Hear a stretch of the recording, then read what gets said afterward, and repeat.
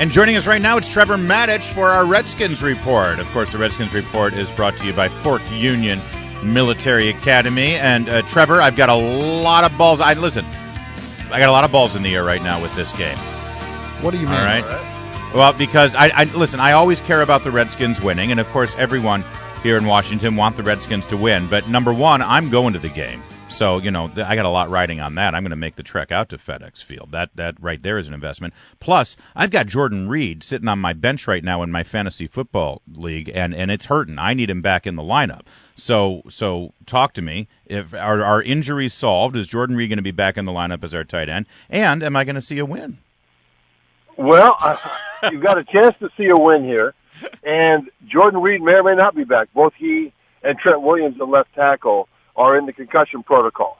And so whether they come back is not a matter of how tough they are. It's a matter of whether an independent neurologist will allow them to play. So right now that's up in the air. We don't know. Okay.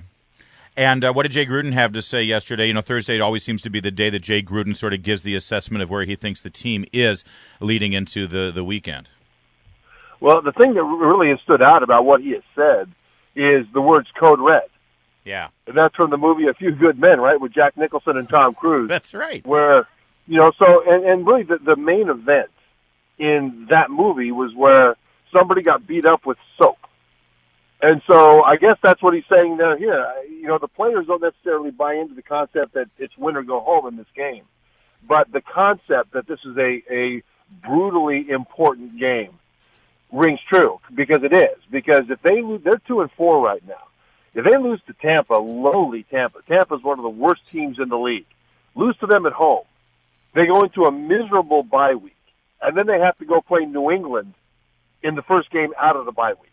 Right. That's not a thing you want to do. So this, whether it's a code red or not, I'm not sure. But it is a critical game. And I would imagine especially critical for Kirk Cousins, who did not have his best showing in the last game.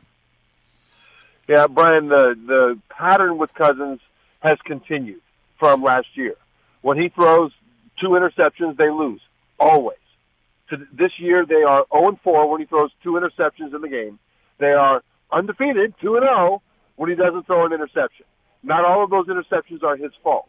But what happens over the course of a season is that sometimes you throw a ball that should be intercepted, but your receiver bails you out, or the defender drops the ball. Right. Other times you throw a ball that is intercepted, it's not your fault. The receiver ran the wrong route or something like that. Right. That balances out over time. And over 8 interceptions, it's starting to balance out.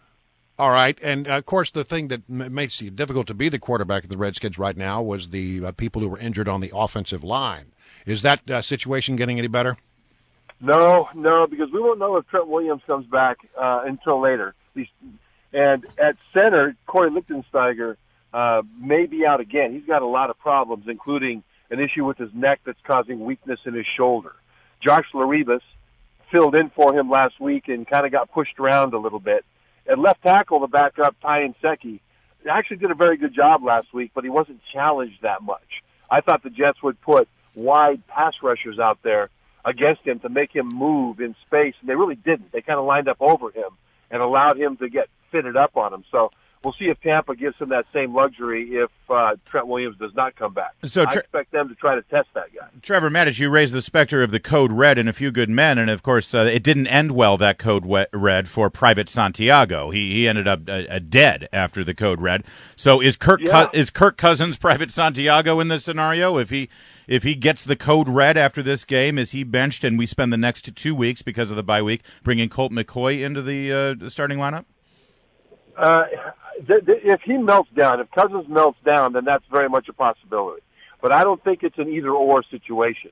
I think that it is a matter of, the baseball playoffs are going on now, and it's a matter of a relief pitcher. There's nothing wrong with bringing in the backup, Colt McCoy, if the starter isn't getting it done and you need a spark, without benching the starter long-term. And I think what they want to do with Cousins is give him a good tryout and see if he is a guy they can keep.